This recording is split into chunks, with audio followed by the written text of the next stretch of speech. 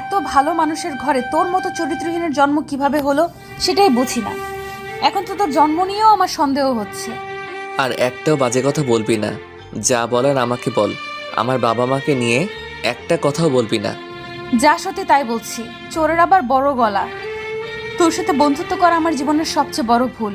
আর কোনোদিনও আমার সামনে আসবি না। যদি কোনোদিনও তোর এই নোংরা চেহারা আমাকে দেখাইস, তাহলে আমি নিজে আত্মহত্যা করব।